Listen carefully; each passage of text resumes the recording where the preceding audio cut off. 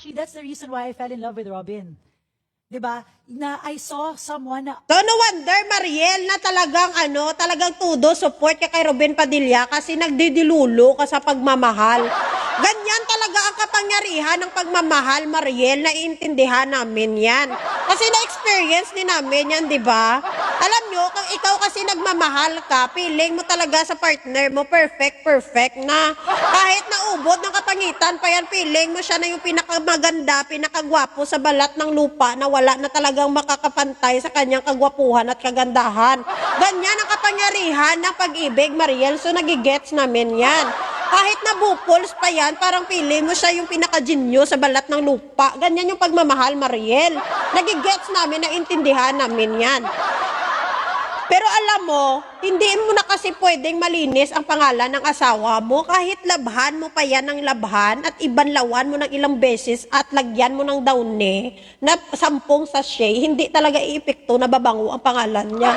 Kasi nakikita ng taong bayan talaga kung ano ang ginagawa nila dyan sa Senado. Ikaw, nagbubulag-bulagan ka lang, bulag ka sa katotohanan kasi syempre love mo. Gets namin yan, ganyan talagang pag-ibig, day. Pero para linisin niyo yung pangalan niya at pabanguhin yung pangalan niya, hindi na yan iepektibo. Wala nang epek yan kahit lagyan mo pa yan ng sandamakmak na pabango, Mariel. Ha? Alam mo, itong si Mariel, pansinin niyo, lumalabas sa social media simula nang naging person of interest ang asawa niya sa pagkawala at pagtakas ni Bato. Ni Bato nga pugante na may kasong crimes against humanity sa ICC. Yung ex ko na senador tinulungan ng isang kriminal para makatakas. Ang sweet nilang dalawa, till death do us part talaga sila. Mapansin mo dito, nandyan din ang nag-i-interview sa kanya si Aimee Mangga, si Alibaba. Ang cute nilang tingnan, dalawang labubo, nag-uusap, dalawang labubo, nag-i-interview. Wow! Ang cute nilang tingnan, diba? Kasi pareha silang nag-aaningan, dalawa. Diba? Nag-aaningan sila, tapos mahiya ka nga, Aimee. Huwag mong ginagamit yung Quran sa kagagahan mo. Bakit kayo mga trising hudas, kayo mahilig, kayong gumamit ng Diyos, gumamit ng Bible verse, gumamit ng Biblia, gumamit ng Quran, gumamit ng Allah? Hindi ba kayo kinakalibutan sa mga pinagsasabi nyo?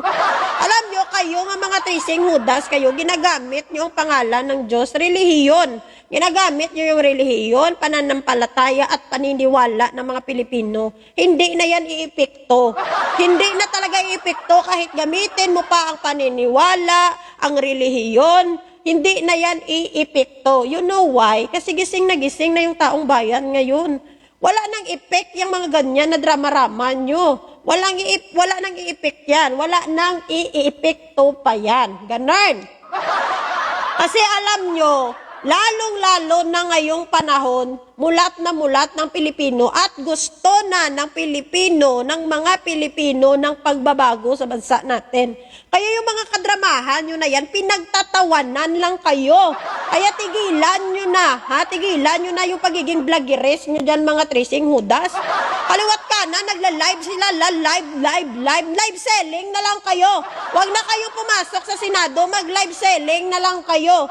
Kasi kayong tracing hudas ngayon, busy kayo kaka-live streaming. Inagawa nyo naman yung mga kababayan natin na nagre-reels. Mga animal na to. Diba? Tigilan nyo na yan, pinagtatawanan lang kayo, nagiging clown lang kayo lalo. Wala nang iepekto, wala nang iepek yan, wala nang epekto yan, ginagawa nyo. Totoo lang. Ginagawa nyo na lang joke yung sarili nyo, pinagtatawanan lang kayo, pansinin nyo yung mga post nyo dyan. Mababasa nyo naman siguro, mababasa nyo kung gaano kagalit yung taong bayan sa inyo. So, paano kayo nakakasurvive? Palakasan na lang ng loob, pakapala na lang ng mukha. For the sake of power, for the sake of money, sige, fight na lang, okay na. Tigilan nyo na yan. Mahiya-hiya na kayo sa taong bayan, pinagtatawanan lang kayo.